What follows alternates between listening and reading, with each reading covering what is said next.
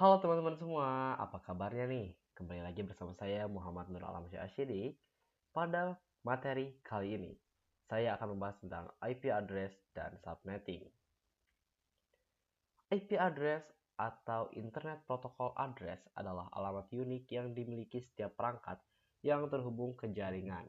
Alamat ini berfungsi sebagai identitas perangkat sehingga perangkat dapat saling berkomunikasi dan bertukar data. IP address memiliki beberapa fungsi, yaitu mengidentifikasi setiap perangkat dalam jaringan, menentukan tujuan pengiriman data, serta memungkinkan komunikasi antar perangkat. Selain IP address, terdapat juga konsep subnetting. Subnetting adalah proses membagi satu jaringan besar menjadi beberapa jaringan yang lebih kecil atau subnet. Tujuan subnetting adalah untuk menghemat penggunaan alamat IP, mengurangi lalu lintas jaringan, mempermudah pengelolaan jaringan, serta meningkatkan keamanan jaringan. Selanjutnya kita membahas mengenai IP public dan IP private.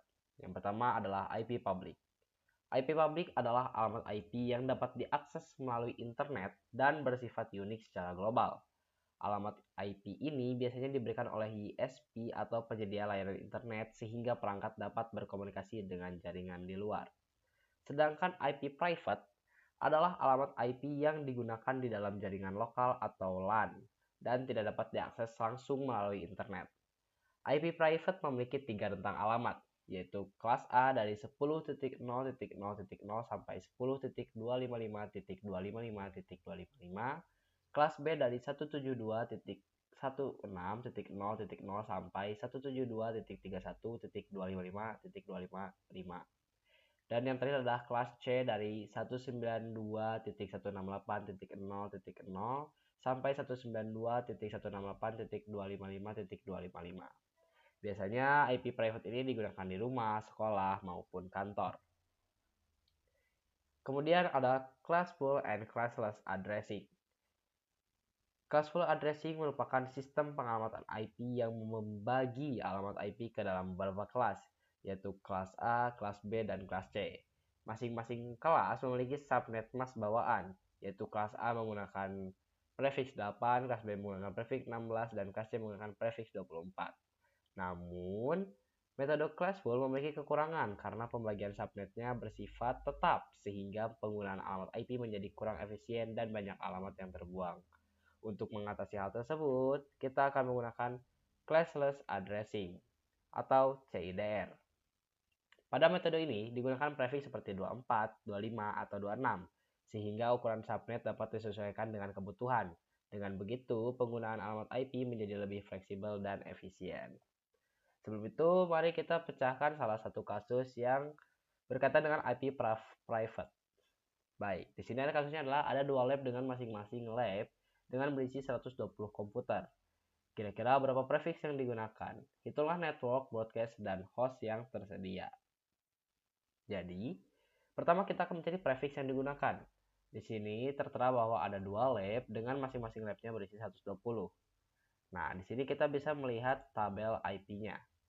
Tadi dikatakan bahwa ada dua lab dan setiap labnya terdiri dari 120. Maka yang dicari adalah jumlah hostnya. Dan di sini jumlah host yang paling tepat adalah di prefiks 25 dengan jumlah host 128. Walaupun lebih, tapi ini efisien karena tidak terlalu banyak yang terbuang. Jika menggunakan 26 itu akan kurang, sedangkan 24 itu terlalu banyak. Jadi, prefiks yang digunakan adalah prefiks 25.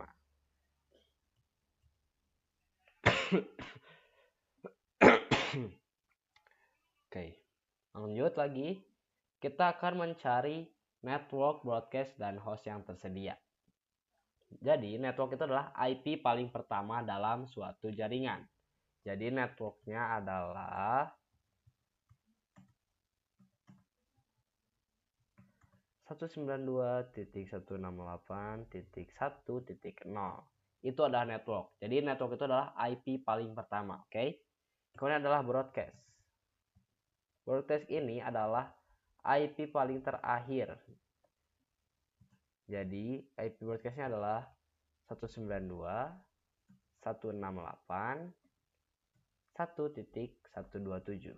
Karena tadi jumlah hostnya adalah 128. Maka 128 itu kita akan gunakan untuk subnet selanjutnya. Jadi host yang tersedia adalah mulai IP dari 192.168.1.1 sampai 192.168.1.126. Broadcastnya kenapa 127? Karena dimulai dari 0 sampai 127, maka tentunya 128, dan hostnya ada 126 karena duanya itu untuk network dan broadcast. Ini untuk subnet pertama. Subnet kedua atau lab kedua, maka networknya adalah 192.168.1. Karena tadi 127 broadcastnya, berarti yang selanjutnya adalah 128 yang sesuai tadi saya katakan, oke? Dan broadcastnya 192.168.1.255, dan hostnya yang berarti dia itu tersedia IP-nya dari 192.168.1.129 sampai 192.168.1.254. Oke, jadi seperti inilah contoh kasus subnetting atau CIDR ya teman-teman. Jadi langsung saja kita lanjut ke materi yang berikutnya. Materi berikutnya adalah konsep blok subnet. Nah, di sini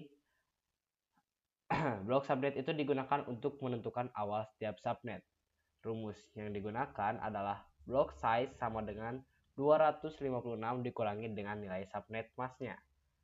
Kita lihat dengan contoh di sini ada 255.255.255.192. Maka nilai block size-nya adalah 256 dikurangi 192, sehingga hasilnya 64. Artinya, subnet akan dimulai dari angka 0, kemudian 64, kemudian 128, dan 192.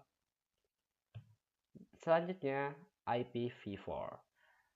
IPv4 memiliki 3 jenis pengiriman data atau delivery type. Yang pertama adalah unicast, yaitu pengiriman data dari satu pengirim ke satu penerima. Yang kedua adalah broadcast, yaitu pengiriman data dari satu pengirim ke seluruh perangkat yang berada dalam satu jaringan. Dan terakhir adalah multicast, yaitu pengiriman data dari satu pengirim ke beberapa perangkat tertentu yang telah tergabung dalam sebuah grup. Materi terakhir pada kali ini adalah konsep switch dan router. Switch adalah perangkat jaringan yang digunakan untuk menghubungkan beberapa perangkat dalam satu jaringan lokal atau LAN. Switch bekerja menggunakan MAC address dan beroperasi pada layer 2 dalam model OSI. Sedangkan router adalah perangkat yang digunakan untuk menghubungkan dua atau lebih jaringan yang berbeda. Router itu bekerja menggunakan IP address, menentukan jalur terbaik untuk pengiriman data, dan beroperasi pada layer 3 dalam model OSI. Jadi dapat disimpulkan bahwa switch itu berfungsi menghubungkan perangkat dalam satu jaringan, sedangkan router berfungsi menghubungkan jaringan yang berbeda. Baik, cukup sekian saja yang dapat saya sampaikan pada materi kali ini. Terima kasih dan sampai jumpa di video berikutnya. Bye-bye.